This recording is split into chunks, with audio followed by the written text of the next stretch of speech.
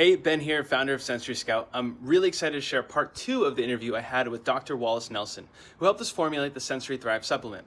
In this video, you'll learn where Sensory Thrive is produced and what the FDA has to do with that whole process. You'll also learn the importance of diet and some great foods to help your child. And you'll also learn the best way to get your child to take Sensory Thrive capsules or powder, and how to build healthy habits so that taking Sensory Thrive is almost effortless. And of course, a whole lot more. So without holding you up any longer, here's part two of our interview. Got it. And you mentioned FDA, and so supplements themselves aren't the ones that are FDA regulated, but it's the facility where they're produced, right? It's how the process goes. Can you share a Correct. little bit about just overall where you're producing these supplements and kind of some of the background on the facility itself? Yeah. As you mentioned, the FDA does not approve direct supplementation.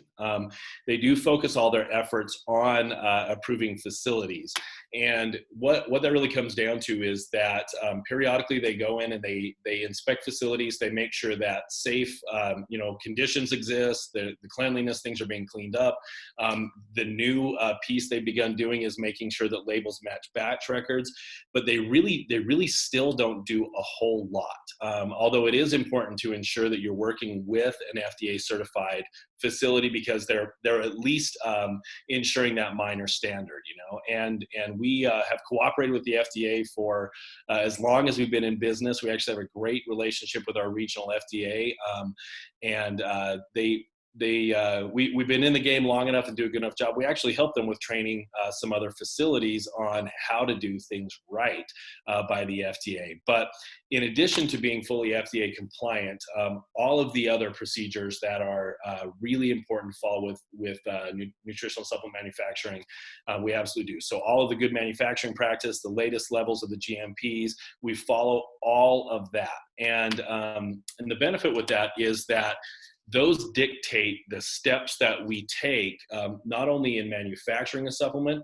but in how we segregate and quarantine materials, in what happens with cleaning in between processes, and in a real nutshell, following possible for there to be any type of cross contamination. Particularly when we're dealing with the sensory community, there are a lot of allergies present. There are a lot of times we worry, hey, are we going to have a small cross contamination that's going to cause us some negative effects? And so by adopting and following these highest level GMPs, it is literally impossible for there to be any type of contamination of any ingredient that's not intended to be in a product. So it allows you to trust, when you see, hey, here's a 4-product ingredient, only these 4 products are found inside this ingredient. There's no Right. traces of anything else. There's no contamination of anything else. It allows us to guarantee a purity standard that's absolutely untouched. Got it. And now supplements are kind of on one end of nutrition, but on a equally important end is actual diet and the food you eat every day. And so other than, of course, maybe some of the obvious things like avoiding, really oily foods sometimes, or just only eating carbs or only eating, other than the extremities, what are just some of the things you've seen that have been very effective when paired with supplements, and maybe more specifically this particular supplement? What are some good habits that parents can look into trying to work on? And of course, it's already challenging, I know, for a lot of parents to have your child eat any foods other than the ones they love. So maybe what are some of the good first steps to look in that direction as well? Yeah, certainly. And I'm so glad you asked about this. Most people, when they have a supplement conversation with me, just want to talk about, like, hey, what supplement is good for this, or what supplement is good for that. But at their base, supplement, the clues that we need on the place of supplementation is really found in the name. Supplement means that this is a product you should use as a supplement to a healthy diet. Not in replacement of a healthy diet. Don't eat a ton of junk and take a couple supplements and think that you're going to get the effect that you want, because that's just really not how they're designed to work. And I like to say all the time, you literally cannot out supplement a crappy diet. If you're going to eat complete garbage and you want to take a couple vitamins to make sure you're rounding that out. Honestly, it's probably a net positive in the long term, but you're not going to really get the effect that you want. So putting equal focus onto the foundational diet as you would into any type of specific supplementation is definitely the way to approach that, just as a full picture, right? And as far as nutritional guidance, the best that I have to offer, and this is one of those, where we don't need to qualify and quantify and say, well, for these types of people they should eat this, or for these types of people they should eat that. There is one basic principle that applies to all human beings, and that is this: the real reason that we eat at all is to provide nutrition to our bodies, right? When you take a look at everything that we physically are. From what our body's made out of, our cells are made out of, our brain, our muscles, our bones, our organs, to the hormones that help to regulate our body, to what gives us energy. Everything that makes us work physically only comes in through one area, and that's what we're putting inside our mouth. So there is a paramount importance on providing nutrition. That why we eat is to provide the nutrition necessary to build our bodies and to help our bodies run properly. And anytime we're not providing those nutrients, there's a physical cost to pay, either in the ability of our body to recover from some of the perils of daily life, from exercise, from all that stuff, or there's a price to pay by our hormonal health falling off, our energy levels falling off. So the one kind of shining guideline that we can give to people is that, since eating is about nutrition, prioritizing the most highly nutritious foods possible in the diet is really all you need to worry about. So when we look at those foods that are most highly nutritious, what we want is we want complete foods that are nutritional powerhouses, right? We want foods that have fiber and they have vitamins and minerals and probiotics and healthy proteins and all the different categories. So we definitely like to trend towards whole foods rather than processed foods. And we like to trend towards, the bigger portion of our diet that we can see made up of like whole plant foods, so fruits and vegetables that provide the whole mix of things that we can provide in healthy fats, things like coconut oil, avocados, even, for example, grass-fed butter. Not a lot of people realize that can be a really, really healthy source of fat. Like crummy grain-fed butter, the standard stuff you find usually in the grocery store, the fat's a little different, but in a grass-fed butter, that is a highly usable fat.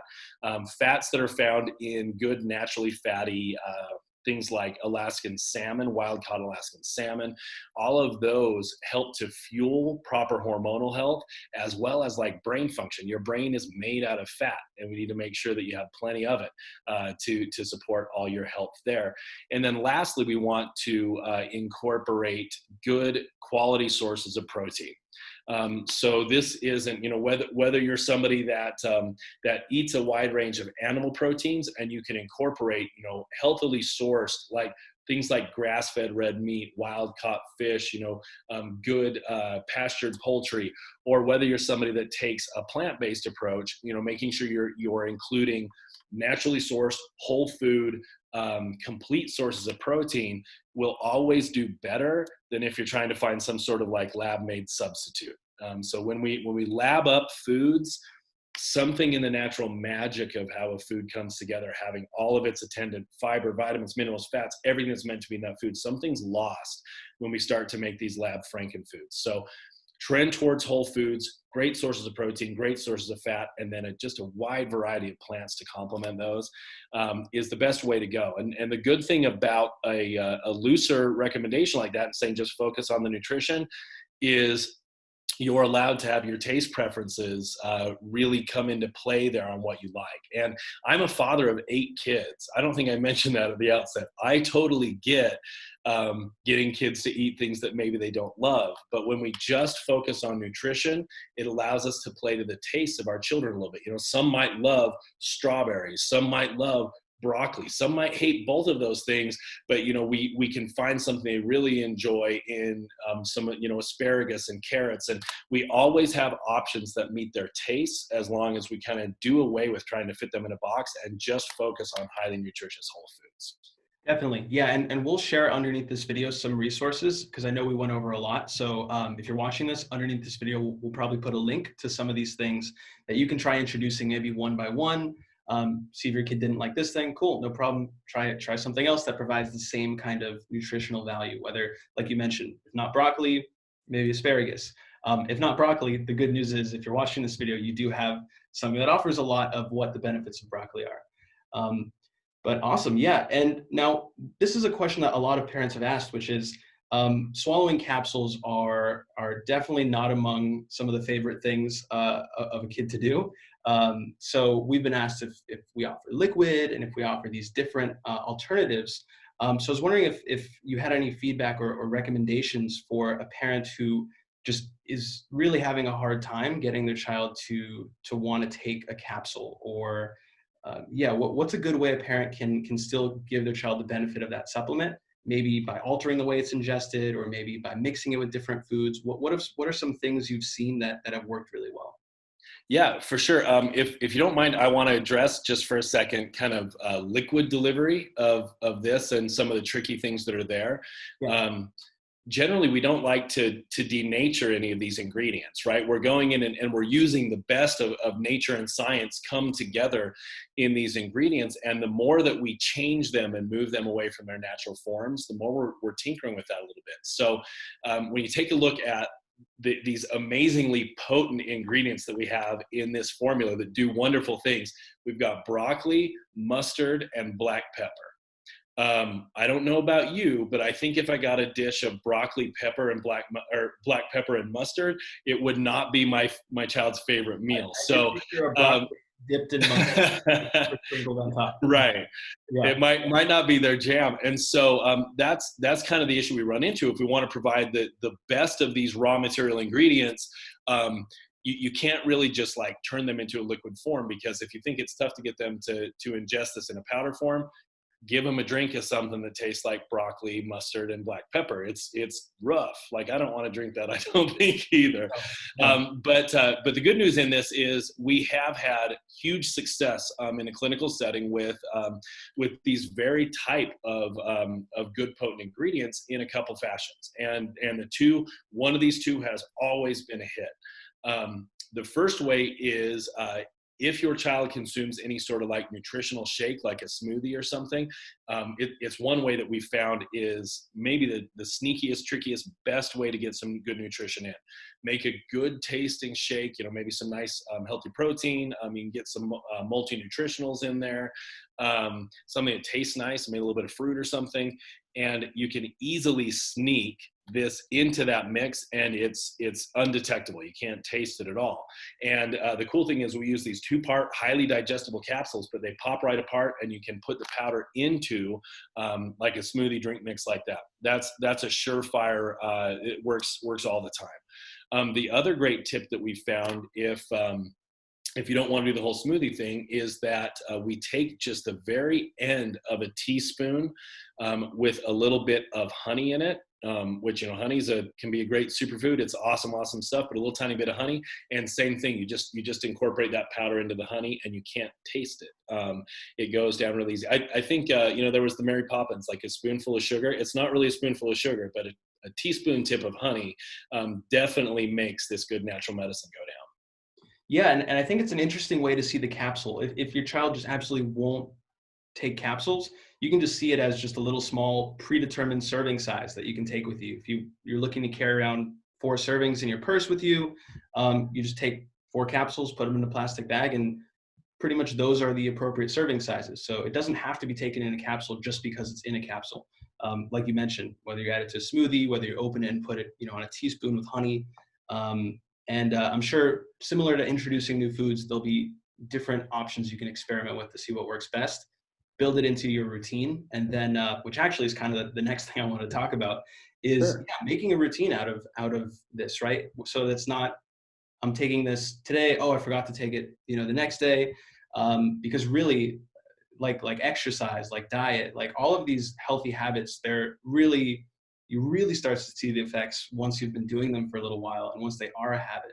So when it comes to something like taking the supplement on a daily basis, what are some great ways you've seen to make it almost effortless, to make it something that a parent won't forget to do, so that yeah, it's easy and they can really benefit from all the amazing ingredients that are in the supplement. Yeah, you mentioned the magic word there, which is habit. Really, what we want to do is get to the point that that these things are happening as habits. So you don't have to think about it. It doesn't have to be on a checklist. You're not having to mark it off. And by far, the easiest way to do that is by using a concept many people are probably familiar with called habit stacking. So we all have habits already in our day. And when you can do habit stacking, where you take something that you already habitually do as part of just your daily routine and stack in a newly desired activity like incorporating this healthy supplement for your child, that habit stack is almost effortless from the beginning, and it's something that you will just never forget again. And the place that I normally really like that with is for almost everyone, having breakfast is something that we do every day with our kids. I know, like, breakfast with my kids is a big deal for us as family time, and I promise you my kids won't let me forget to feed them breakfast. So what we do is we just habit stacked in the taking of these supplements into breakfast.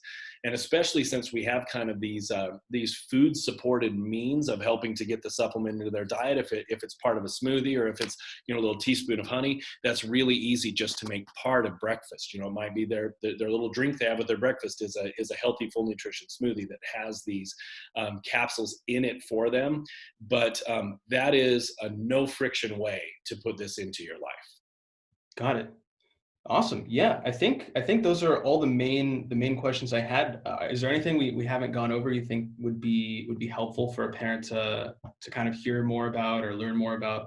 I think that really the last thing that I just want to touch on is no matter where you might be, in your relationship with supplements. Some people have had supplements that have been life changers for them. Some people have had bad experience.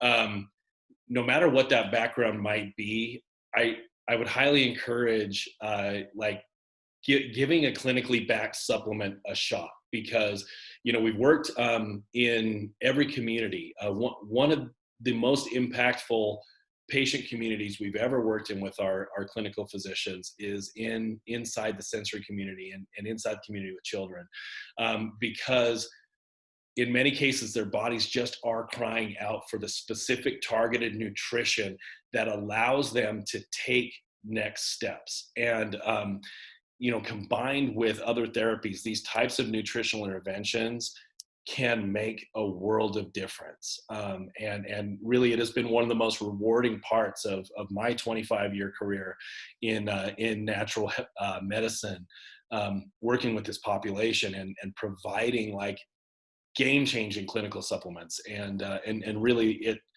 it can be one of the most important investments, small investments that you make into, a wide variety of care for your child. So I'm really, really excited for everybody to have a chance to try this out. Yeah, I'm really excited to hear back from you watching this video. If you're watching this video right now, how this works for you, and especially Wallace, like you mentioned, when paired with a lot of the other things parents are already doing, already seeing an occupational therapist, already trying out some products at home, whether it's a swing or a weighted blanket. This is you can't really use a swing and a weighted blanket at the same time, but you can take a supplement that helps a lot internally while also doing some of these external things, and you end up having kind of like this dual approach where hopefully in taking the supplement you see improved benefits from the therapy you're doing, from working with the therapy you're seeing improved benefits of supplementation, so they kind of work together, to really help your child thrive and overcome those sensory challenges that they might be dealing with. So yeah, we're really excited to hear how the supplement works for you. Hey, Ben again. I hope you enjoyed part 2 of this interview and learned a lot, not only about Sensory Thrive and where it's made, but about how to build powerful, healthy habits in general. And if you haven't tried our Sensory Thrive supplement yet, you can take a look under this video to learn more. That's all for now. I'll talk to you later, and remember, let's embrace different.